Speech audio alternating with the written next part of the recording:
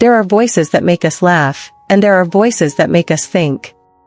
But once in a generation, a voice does both. It breaks the silence and rebuilds the world. That voice belonged to a boy named Chris Rock. Before the world called him a legend, before the Emmys and the Grammys, before the stages trembled under his words, there was a small, shivering boy in Brooklyn, learning how to survive. The streets didn't teach him jokes, they taught him pain. And pain became his language. Born February 7, 1965, in the deep red clay of Andrews, South Carolina, Chris was the eldest of 7, a son of exhaustion and grit. His parents, Julius and Rosalie Rock, carried hope north to Brooklyn, chasing the illusion of the American dream.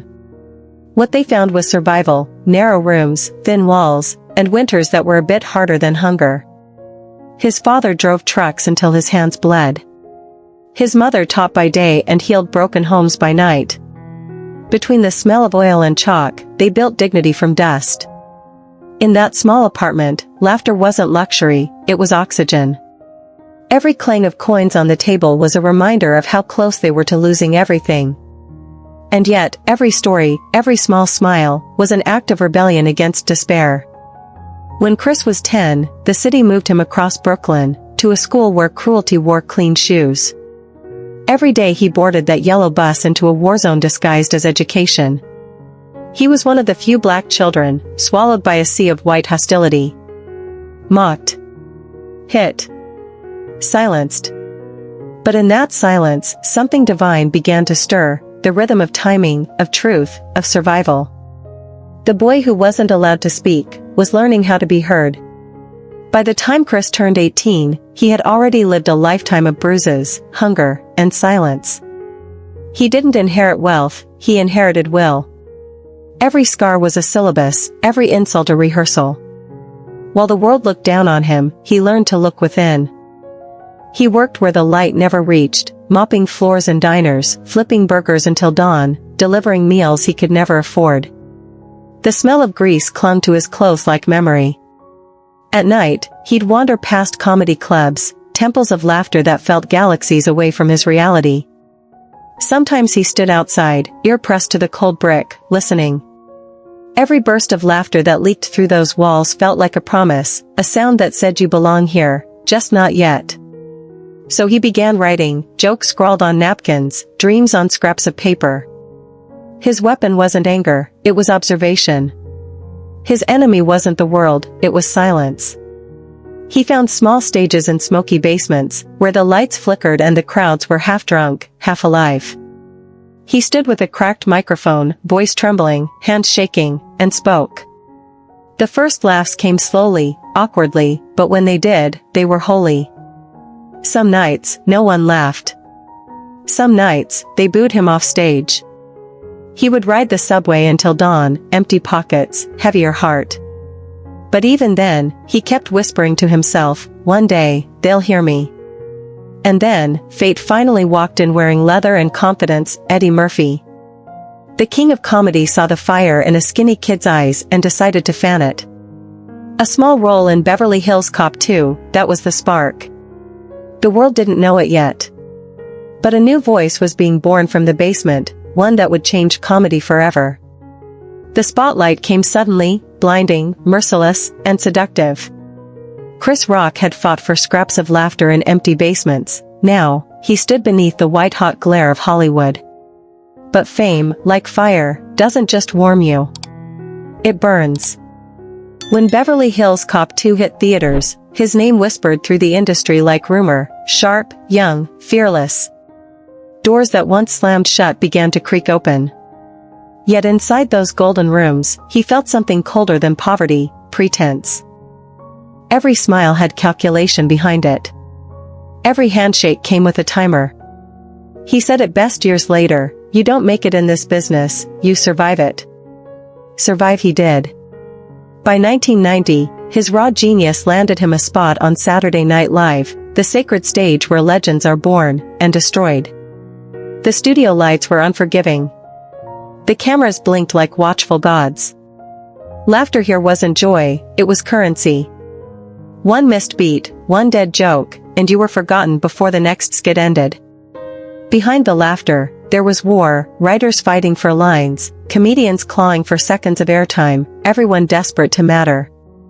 Chris learned to sharpen his truth until it could pierce through noise. But even as the world started to laugh with him, a piece of him kept laughing at himself, the poor boy from Brooklyn still wondering if he deserved to be there. When SNL ended in 1993, so did the illusion of arrival. The applause faded, the phone stopped ringing, and silence, that old ghost, returned. But he didn't retreat. He went back to the small rooms, to the raw pulse of real laughter. Because for Chris Rock, fame wasn't the dream, truth was. And truth, no matter how long it hides, always demands a stage. When the lights dimmed in 1996, the world didn't know it was about to witness a man ignite his own legend.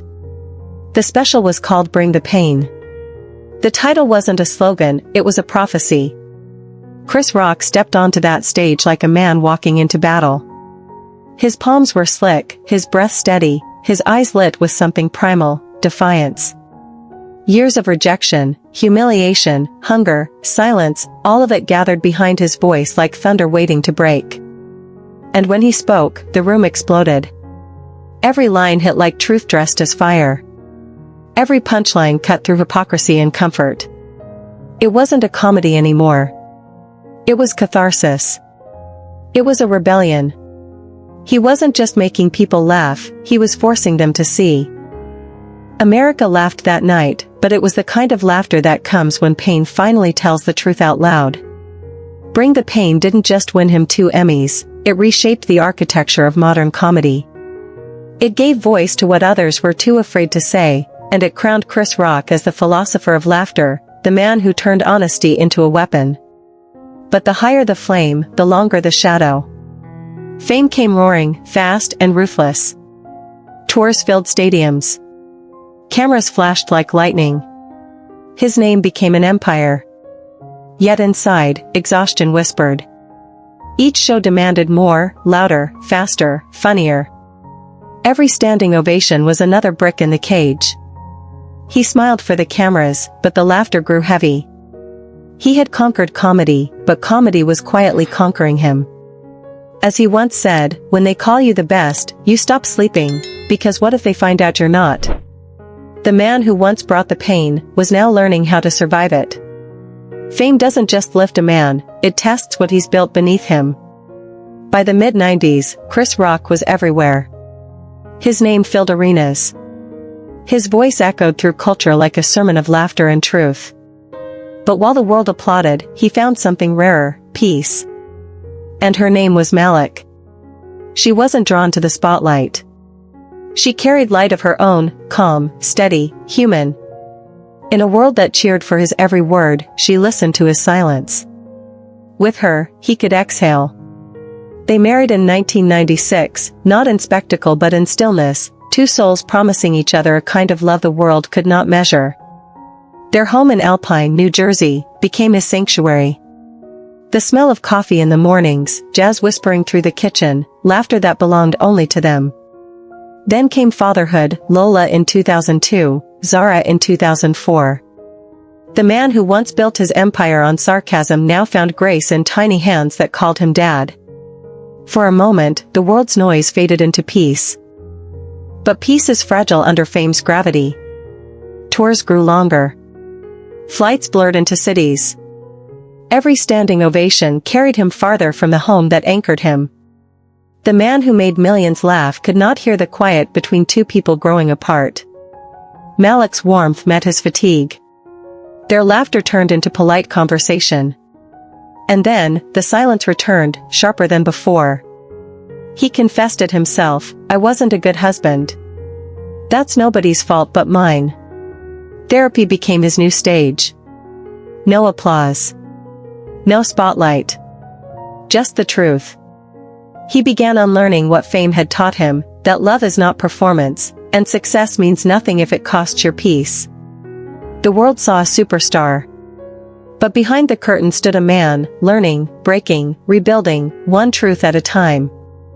When a man loses what keeps him grounded, he either collapses, or he changes shape. By 2014, Chris Rock's 20-year marriage had quietly fractured into silence. There were no public wars, no scandals screamed from rooftops, just two people standing in the ruins of something that once felt sacred. Divorce doesn't happen in a moment, it happens in echoes. Missed calls. Unspoken words.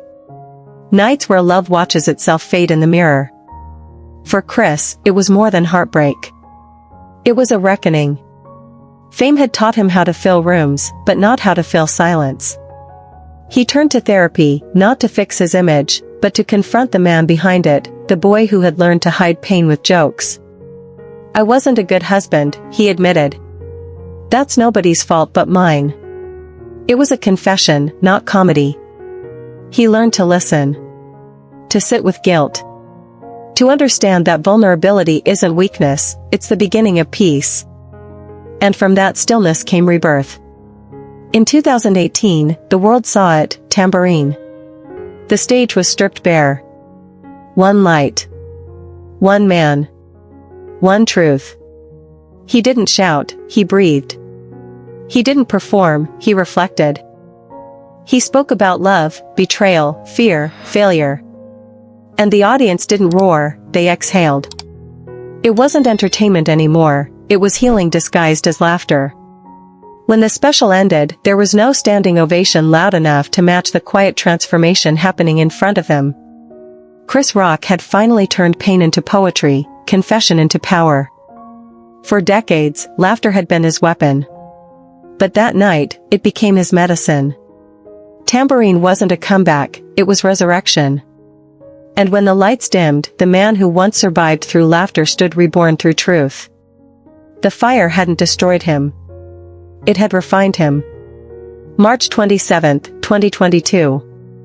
The Dolby Theatre glowed in gold, a cathedral of fame, laughter, and fragile masks. Stars shimmered under the weight of cameras. The night was supposed to be about glory. And then, in a single heartbeat, it became history. Chris Rock stood center stage, calm, sharp, effortless.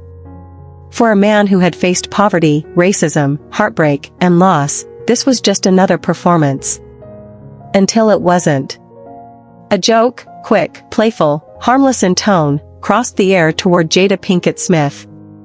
The crowd laughed. Then, silence. From the front row, Will Smith rose, his face carved in fury, his steps deliberate and slow. The room held its breath as he crossed the distance between laughter and violence. And then, the sound. A hand meeting skin. A slap that didn't just echo through a theater, it split the world in two. Gasps rippled. Cameras froze.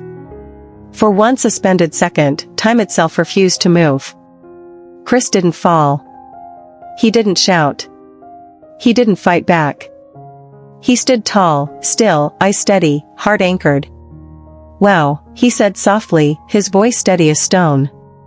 That one word carried centuries of composure, generations of restraint, the quiet power of a man who had been taught to survive storms by standing still. He didn't curse. He didn't break. He did what he had done his entire life, he held his peace in front of chaos.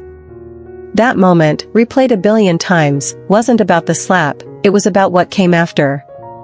Silence. The kind that transforms pain into grace. Because sometimes, the loudest act of strength isn't striking back. It's standing still. And that night, under the blinding white of Oscar lights, Chris Rock became something greater than a comedian. He became a symbol of discipline, dignity, and unbreakable grace. For almost a year after the Oscars, Chris Rock said nothing. While the world screamed, analyzed, mocked, and debated, he stayed silent. Not because he was broken, but because he was rebuilding. Silence, for him, was no longer fear. It was mastery. The headlines roared. Every network replayed the moment. Every pundit had an opinion. Every meme had a punchline. But the man at the center of it all refused to fuel the noise. He understood something few ever learn: you don't fight chaos with chaos. You wait until the smoke clears, then you speak your truth. And when he did, the world stopped again. It was 2023. A stage. A mic. a single red Netflix banner glowing behind him. The show was called Selective Outrage. But it wasn't just comedy. It was reckoning. He didn't shout. He didn't plead. He commanded. Every word was a blade sharpened by silence. Every pause carried the weight of self-control. He spoke about the slap, not with bitterness, but precision. About pain, not with pity, but power. And for the first time, the world truly listened. He turned humiliation into art. He made the world laugh again, but this time, it wasn't laughter at jokes, it was laughter at resilience. People didn't rise to applaud his comedy. They rose to honor his composure. At that moment, Chris Rock didn't reclaim his image. He reclaimed his peace. He showed that dignity can survive even in the harshest light, and that sometimes the best revenge is evolution. When the lights dimmed that night, the crowd saw something more than a performer. They saw a man who had mastered the rarest art of all. The art of grace after humiliation. Long before fame, before the roar of applause and the glare of cameras, there was a boy who learned that love doesn't always sound like words. Sometimes, it sounds like work, the kind that begins before dawn and ends long after dark. In a small Brooklyn apartment, love wore oil-stained hands and smelled like diesel and rain. His father, Julius Rock, rose before sunrise, delivering newspapers while the city still slept. Then he drove trucks until his back ached, his lungs filled with grit, and his spirit refused to quit. He didn't say I love you, he proved it, every day, with sweat and silence. His mother, Rosalie, was the light that refused to dim. By day, she shaped young minds as a teacher, by night, she stitched broken families back together as a social worker. Between them, they built a home out of struggle, and taught their children that dignity doesn't come from comfort, but from consistency. For young Chris, his father was a myth and monument. The sound of keys dropping on the kitchen table after a 14-hour shift was a lullaby.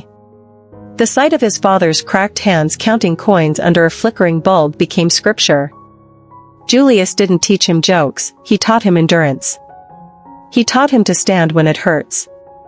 To speak when silence feels safer. To show up even when no one's clapping. But one day, the rhythm stopped. In 1988, at just 23, Chris got the call that would fracture his world. A routine surgery, an ulcer, had taken his father's life. No warning. No goodbye. Just silence. In that silence, grief built a permanent home inside him. But so did strength. Because the greatest lessons his father left him weren't in words, they were in the way he never stopped showing up, even when the world gave him nothing. Fame gives you a crowd, but loss reminds you who stands with you when the crowd fades. Through the blinding lights of success, Chris Rock found family not just in blood, but in laughter. And sometimes, those brothers on the stage carried pain deeper than applause could ever reach. There was Charles, his half-brother, quiet, proud, and wounded. The kind of man who smiled through sadness and drank through silence. Chris loved him, even as he watched him slip into the shadows of addiction. No red carpets, no headlines, just the slow heartbreak of watching someone you love lose the fight against themselves. When Charles died in 2006, the world didn't notice. But Chris did. He carried that loss like a scar beneath his smile. There was Chris Farley, wild, larger than life, a tornado of laughter on Saturday Night Live. He and Rock were opposites, one sharp and grounded, the other explosive and untamed. Yet beneath Farley's booming laughter, Chris saw something familiar, a man trying to drown his sadness in applause. When Farley died at 33, the sound of his laughter became an echo that never left. Farley was the funniest man I ever knew, Chris would say softly, and maybe the saddest. Then came Bernie Mac, the mentor, the big brother, the giant. A man whose laughter could lift the world.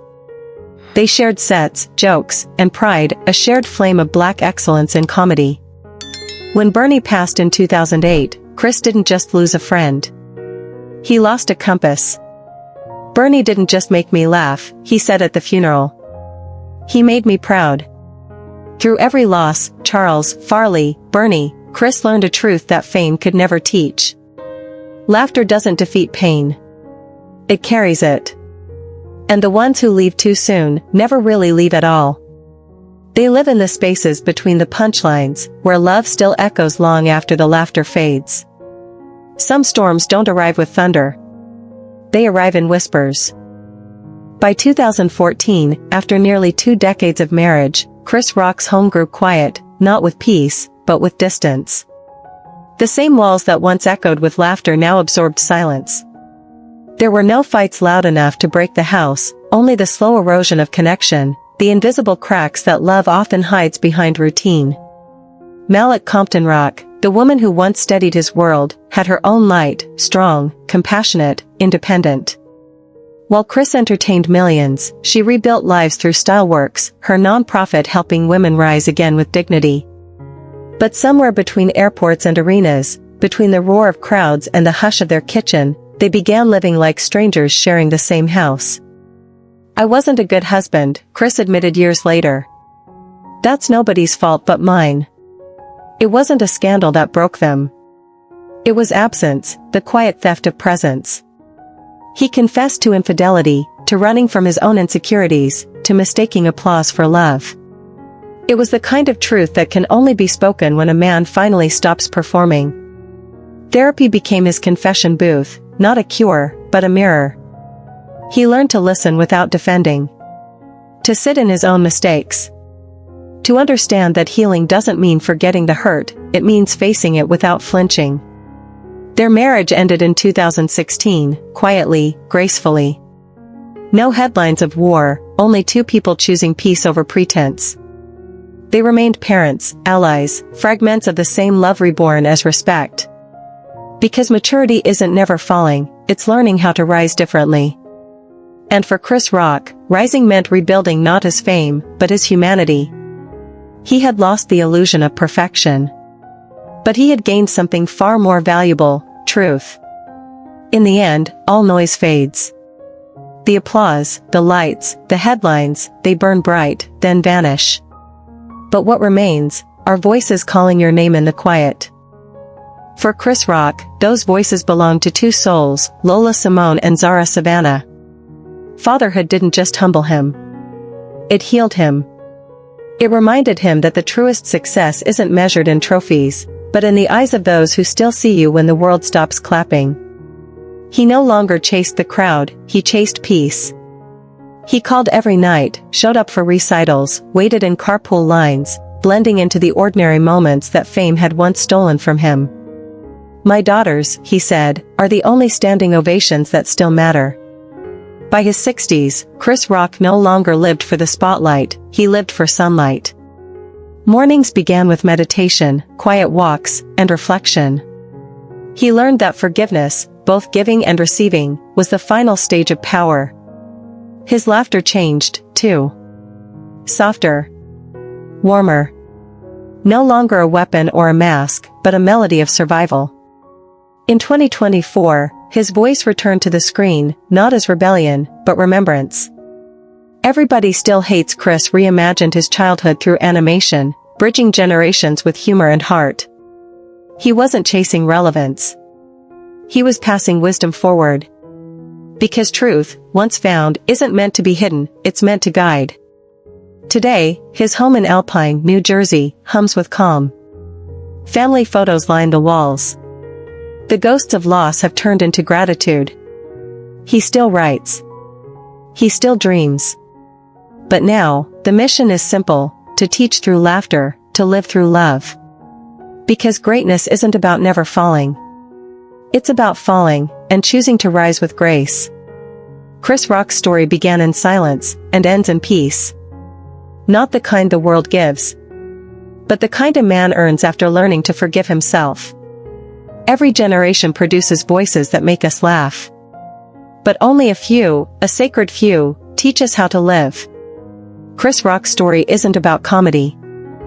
It's about the human condition, the courage to speak when silence is safer, to stand when the world expects you to fall. He began with nothing but pain, poverty, and a will forged in the dark. And from that darkness, he carved light, not perfect, but pure. He turned struggle into rhythm, grief into wisdom, laughter into medicine. The boy who was mocked for his silence became the man who healed millions through sound. And yet, his legacy isn't measured in awards or applause. It's in the resilience of every soul who's ever been underestimated. It's in the child who learns that pain doesn't define you, it refines you. It's in the truth that even when the world slaps you across the face, you still get to choose who you are in the next breath. Because grace is louder than rage. And forgiveness, the quiet kind, is stronger than any fame. Today, when the lights fade and the crowd disperses, somewhere in a quiet New Jersey home, a father still smiles when two voices call out, "Dad." That sound, not applause, not headlines, is immortality. Chris Rock's story reminds us that laughter isn't the opposite of pain, it's proof that pain can evolve. He showed the world that no matter how broken you've been, you can still stand tall, still shine, still choose to love. And in the echo of his laughter lives a message eternal. The world may fall silent, but truth never does.